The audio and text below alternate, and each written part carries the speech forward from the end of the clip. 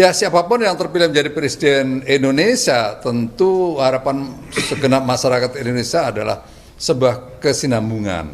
Ya, kesinambungan, hal-hal yang perlu dilanjutkan. Pasti masyarakat ingin semuanya itu bisa berkelanjutan. Ya.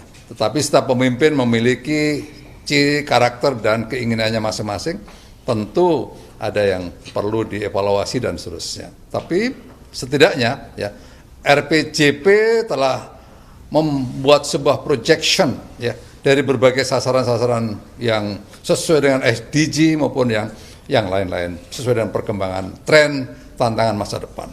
Itu sudah diproyeksikan semua jadi RPJP. Jadi kalau RPJP itu nanti menjadi sebuah pegangan dokumen strategis pembangunan nasional, maka itu nantinya mestinya keberlanjutan akan terjadi. Pemerintah selama ini menyatakan bansos itu tidak pernah dipolitisasi dan selalu menyesuaikan dengan kebutuhan masyarakat. Tapi kemudian ada rekomendasi dari KPK dan Dirjen Kemendagri menyatakan akan mengeluarkan himbauan untuk menyetop bansos 2 sampai 3 bulan sebelum pilkada. Kalau seperti Bapak seperti apa? Seperti yang sudah disampaikan berkali-kali bahwa bansos itu melalui sebuah proses panjang, ya, bukan ujuk-ujuk gitu. Ada karena ini penggunaan anggaran APBN, jadi ada prosesnya.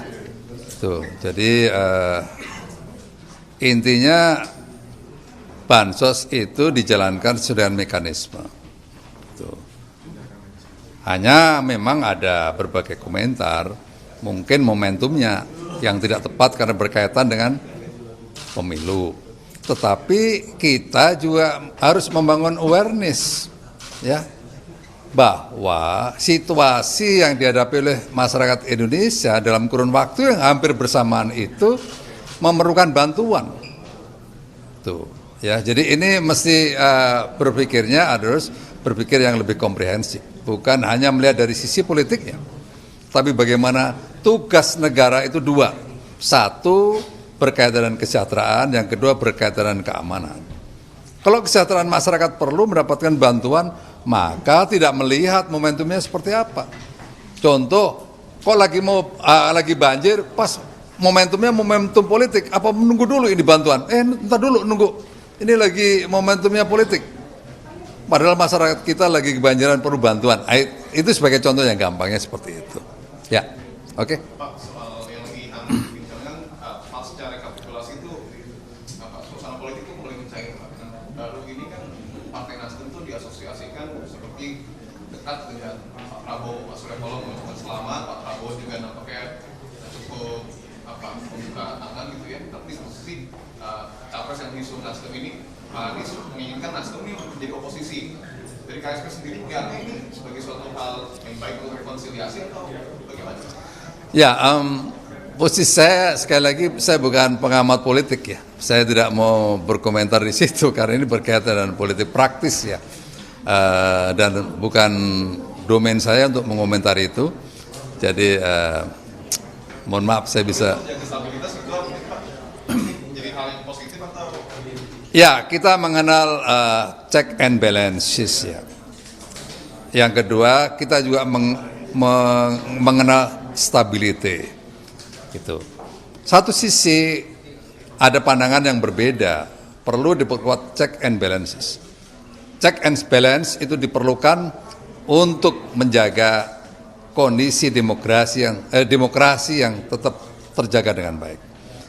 Tapi dalam sebuah pemerintahan, pendekatan stability juga sangat-sangat diperlukan. Karena kalau tidak stabil, pemerintahan ini dikelola, maka itu akan mempengaruhi efektivitas dari sebuah pemerintahan. Maka itulah pilihannya bagaimana melihat antara sisi check and balance, yang kedua dari sisi dari stability.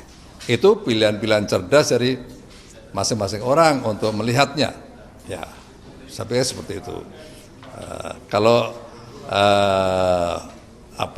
Saya dari orang yang berbeda cara memandangnya, pasti mendahulukan ini yang menjadi prioritas. Tapi dari sisi yang berbeda, ini menjadi prioritas. Jadi inilah kira-kira bahwa antara stability dan check and balance itu menjadi sebuah batasan Karena negara harus dikelola dalam keadaan stabil sehingga efektivitas dari sebuah pemerintahan itu bisa berjalan dengan baik. Baik.